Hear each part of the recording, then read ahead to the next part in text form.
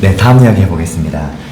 우량 주식의 가격이 내재 가치를 밑돌게 되면 빠르게 회복한다라는 주식의 격언이 있는데 차트를 통해서 현재 주가가 내재 가치를 밑도는지 어떻게 판단할 수 있을까요? 쉽게 말해서 언제 싸게 살 수 있냐 이 얘기 같은데 전문가께서는 이런 포인트에서 어떻게 어디에 확신을 가지고 매매를 하시는지 의견 한번 부탁드립니다. 우리 최 PD님이 주식 공부를 되게 열심히 하시는가 봐요. 왜냐하면 우량 주식의 가격이 내재 가치를 밑돌게 되면 빠르게 회복한다는 얘기는요, 주식의 격언에는 없는 얘기예요. 아, 그래요? 제가 한 얘기인데, 제가 지난번 방송 때 와서 말씀드렸던 건데, 그 얘기가 우리가 잘 아는 아담 스미스의 국부론에 나오는 얘기입니다. 아담 스미스의 국부론이 1776년에 쓰여진 책인데요. 1776년이 뭐야? 260년 전에 나온 책이야?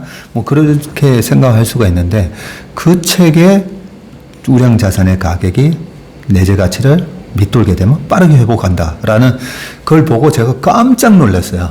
왜냐하면 저는 이제 차트나 그 다음에 그동안의 주식 투자를 통해서, 우량 자산은 조정 기간이 길지 않다라고 제가 말씀드렸잖아요. 항상 보면 V자로 빠르게 올라옵니다. 그런 걸 이제 경험적으로 알고 있었는데, 아담 스미스가 그 얘기를 써놨길래 깜짝 놀랐었던 거고요. 이 부분이 너무 중요한데, 왜냐하면, 전무님, 2020년 코로나 같은 상황이 다시 오면 저는 무조건 주식 지를 거예요. 라고 해놓고 작년에 그 우량 주식들이 50%, 70% 빠졌는데, 아니, 기도의 응답을 받으셨는데 왜 못 사시나요? 하며 무서워서. 그쵸? 무서워서 못 사고, 그 무서움이 뭐냐면, 가지고 내가 있는 계좌에 보니까 마이너스 40%, 50% 나니까 일단은 거기서 두려움을 느끼게 되고, 이게 이제는 그냥 L자형으로 아니면 더 떨어지는 거 아닌가라는 두려움 때문에 못 사는 거거든요. 근데 우량 자산의 가격은 빠르게 회복한다. 이걸 우리가 알고 믿고 있으면 살 수 있다는 거죠. 네. 그러면, 이 차트를 보면서 말씀을 드릴게요. 지금 우량 주식 하면 전 세계 1등은 애플이고, 근데 애플의 비즈니스도 좋지만 마이크로소프트 같은 경우도 어마어마한 기업이잖아요. 그러면 마이크로소프트를 보시면 2008년도에 금융위기가 있었잖아요. 근데 2008년 금융위기가 있기 전에 2006년도에는 차이나 쇼크라고 있었어요. 요때 우리 시장이 한번 출렁하면서 요때 당시에 이제 주가가 본격적으로 빠질 거다. 경기 선행 지수도 꺾여지고 있고 여러 가지 지표로 봤을 때 미국 시장, 한국 시장 이제 꺾인다. 이런 얘기가 많았었거든요. 그런데 마이크로소프트 정고점 돌파해 버리죠. 올라가는데 2008년 금융위기 상황이 터지니까 주가가 또 급락을 합니다. 한 40불이었던 주가가 14불까지 이렇게 급락을 했는데 이때도 보면 그냥 1년 만에 다 올라와 버려요. 올라오고 요때 떨어진 게 뭐냐면 2010년 5월 그리스 사태예요. 그리스 사태 때문에 떨어졌다가 또 올라오는데 11년도에는 최근에 피치가 미국 신용 등급을 강등했지만 그때는 S&P가 미국 신용 등급을 강등했을 텐데 이때도 올라가다가 올라오는데 2012년도에는 피그스 국가로 번지면서 이제 진짜 유럽발 금융 위기가 오는구나 했는데 또 전고점을 돌파하고요. 2015년도 중국발 위기 그리고 2018년 12월, 10월, 11월, 12월 그때 S&P 500이 20% 빠졌을 때도 바로 회복하고 이때가 바로 코로나 때죠. 코로나 때도 회복하고 작년에 떨어졌다가 회복하고 우리가 투자를 할 때 내가 우량 자산은 그냥 블루칩이라고 하자고요.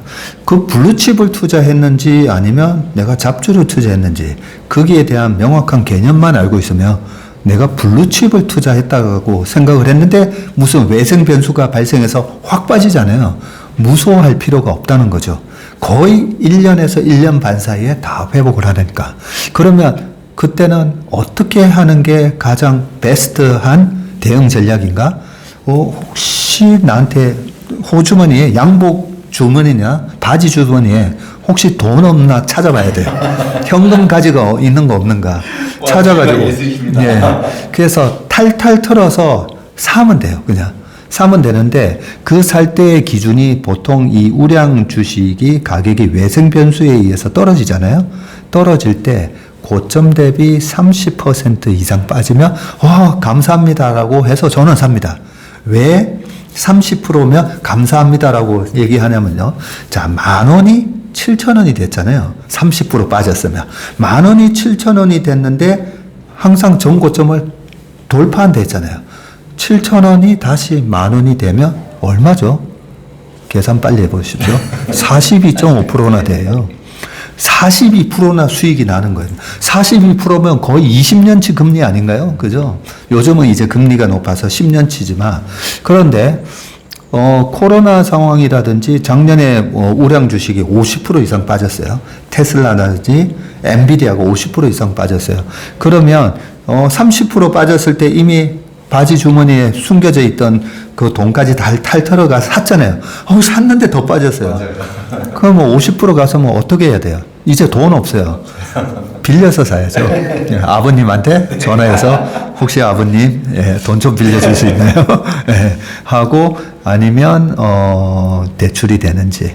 그래서 50% 그냥 왜 아니 돈 빌려서 사라고 너무 투기적인 거 아니야? 이럴 수가 있는데 그때 코로나 때 제가 저희 직원들한테 돈 빌려주면서 오히려 레버리지를 사라고 얘기를 할 정도로 그 정도로 자신이 있는 게 레버리지 인덱스를 사는 거거든요. 인덱스 개별 종목 리스크가 없잖아요. 그리고 우리나라 코스피 무조건 전고점 회복을 할 거니까. 자, 그럼요. 10,000원이 5,000원이 됐어요. 그 5,000원이 다시 10,000원이 되면 100%예요, 100%. 100% 기회가 왔는데 너무 기분이 좋죠. 그래서 작년 10월, 11월, 12월 달에 이렇게 우량한 기업들이 마이너스 50%, 70% 갔잖아요. 그러니까 너무 기분이 좋죠. 페이스북 같은 경우가 PER 10배 거래됐고 테슬라가 PER 21배 거래가 되는 거예요. 연평균 성장률이 40% 이상이 나오는 기업이 PER이 10배, 20배의 거래가 되니까 이거는 너무 땡큐 하면서 주식을 사는 거죠. 그런 측면에서 우리가 아담 스미스, 제가 한 얘기가 아니고요. 아담 스미스가 말씀하신 국부론에 나오는 거. 국부론이잖아요. 어떻게 하면 웰스의 부를 만들 수 있는가. 그 책에 나온 말씀이니까 우리가 위기가 왔을 때는 우량 자산은 30% 그리고 50% 가면 돈 빌려서 사는 거다라고 외워놓을 필요가 있습니다. 방금 그 이야기하면서 좋은 비유, 돈 찾는 거 얘기했잖아요. 저는 참 신기한 게, 방금 아담 스미스의 국부론 이야기 해주셨잖아요. 200년 전에 나왔던 이야기의 이론들이 지금 경제에 적용이 된다는 게 저는 너무 신기해요.